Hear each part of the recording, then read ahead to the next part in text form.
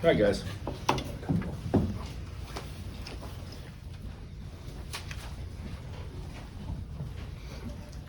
Coach, I think you guys got to within 10, I think, at halftime, and they just couldn't get over the hump. What was TCU doing so well today? Anything stand out? That they did? Yeah. Yeah, the way they chewed gum, the way they tied their shoes, everything they did was perfect today. I mean, they played great. They're so fast. They're so athletic off the bench. Their bench was unbelievable.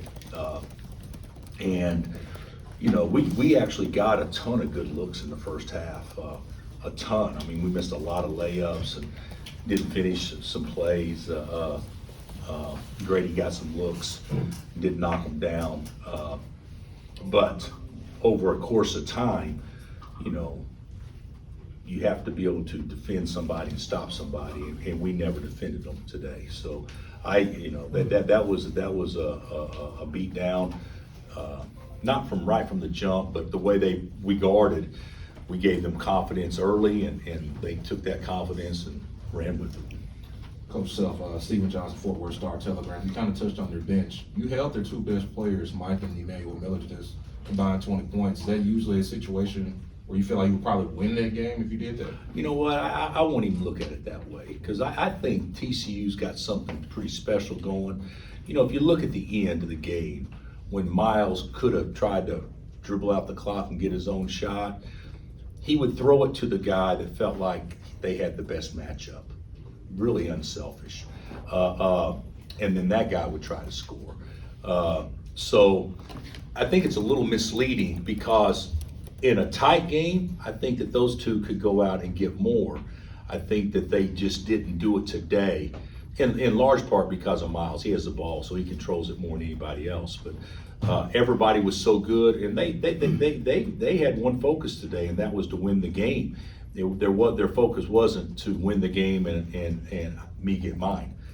So I think when you look at stats like that, sometimes they're a little misleading, because those two actually played a heck of a lot better and productive than what their numbers showed.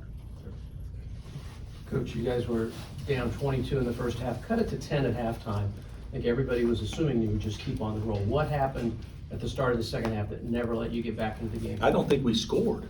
You know, we couldn't score. I thought, and I'd have to watch the tape, but we didn't guard very well. But I thought we didn't score, and the good looks we had, we missed.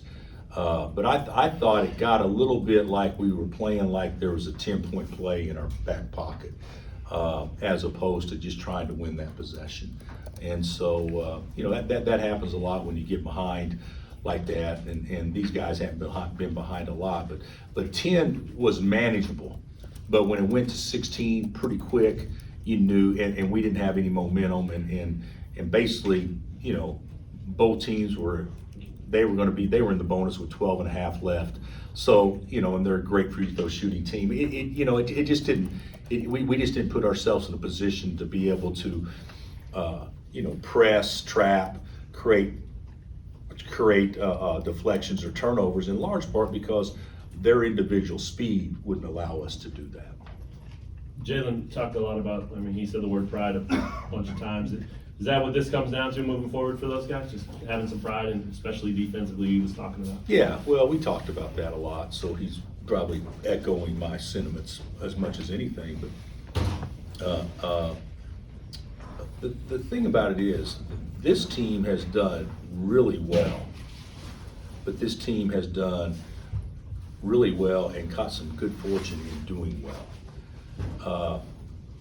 This league is so good that, now we caught a bad break, you know, in the last game, but this league is so good that if you can't make other people play poorly, you're not going to have a lot of success in the league. And we're going through a phase right now that I think that we can guard in stretches, but we're not guarding like we guarded Indiana. I mean, we're not guarding like that. We're not flying around like that. And scouting report's a big deal with a couple of our guys, and that's disappointing to me. But there in the first half, Jalen carried us on offense, and Juan did a great job defensively. Other than that, I didn't really recognize too many individuals really doing a lot on either end.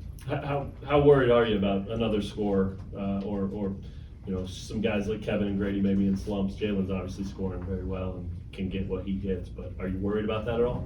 I'm worried about them guarding somebody more than I am scoring. I think when you worry about the right things, you score more points. And the right thing with those guys we need to lock in and get stops.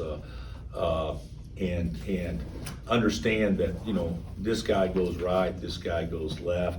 Understand on out of bounds play, they're gonna dive the guy from the weak side every time. I mean, there's a lot of simple things that we didn't do today that to me put us in a situation where we had to play too good on a day that we weren't that good. We put ourselves in a hole where, okay, so how are we going to, there's been a lot of games that we've had in this building like that. And somehow or another, we make the other team shoot a low percentage the second half and climb our way back in and can't make a shot, but we'll get a second or third opportunity and knock down that three or whatever. We just didn't have any of that today. We just didn't have any of that today. MJ and Ernest got early playing time for the first time in a few weeks. What went into that decision and just collectively? Well, I told them that they were going to play in the game, and to be honest with you, they weren't the problem. Now, when they went in the game, it went bad because we just throw it to the other team, they go make a layup. They weren't the issue, but no, I told everybody in practice that's exactly what we're going to do. That our guys knew that. I was disappointed that. It's although the minutes are a little bit misleading because their bench scored 39 points? Is it 39? And our bench had 5? Basically, huh? You had 8. Well, one of them was Jank at the end of the game. Yeah. Jank doesn't, no disrespect, but he doesn't count as far as bench points with the scholarship guy. I'm talking about the scholarship guys that played the minutes, 39 to 5. Now, a lot of that's misleading because of the minutes, but their bench really did a nice job contributing. There's no doubt about that. And on topic of the bench, I guess, what do you feel like it will take to get those guys increase just production? Well, I think what we got to do is get our starting 5 playing better. Guys, our bench isn't such where they're going to make a huge difference in us winning or not winning. The way they can contribute the most is defending, not turned it over, getting confidence from doing the things that don't show up in the stat sheet, and then they'll get more confidence moving forward. But I don't think that the scoring off the bench is the same with our program right now as it is with theirs. But there's ways that they can help us. But that's not the problem today. That's not the problem. We can talk about bench. We can talk about getting more production and all that stuff. That's not the problem today. The problem is the guys that played majority minutes didn't really do anything, nor did we get them to do anything to get the other team to play poorly. That's where the issue lies, and we got to clean that up. Bill, you've only got a day between this and Baylor. Are you going to spend much time on this one at all, or just move really quickly onto that? Well, we don't have time to spend much time on it. We may show them 20 clips or whatever. We could show them 150 clips in this game, but there's no reason to do that. And guys, this league is so good. There's no reason to come at them in a way that loses what's most important. The most important is try to get your bodies back fresh and let's be ready to go Monday. And now we're going to be able to practice about 20 or 30 minutes tomorrow to probably do that, but that's what's most important. And we've been doing this a while, and our team's been around, knowing that fresh minds and fresh bodies are probably more important right now than a lot of different things. But there still's got to be a mindset. Last year we struggled with it. This team's not last year's team by any stretch.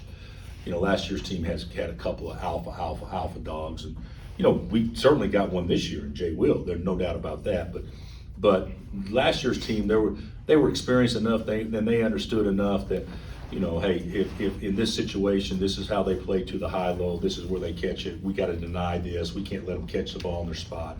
They understood that and bought into taking that away. This team, yet, and I emphasize yet, that we haven't quite got that yet. So there's some things that we can do to tighten some things up that I think would put us in a better position to play better on Monday. But you know, you can go to Baylor and play better, and those three cats could make 15 threes.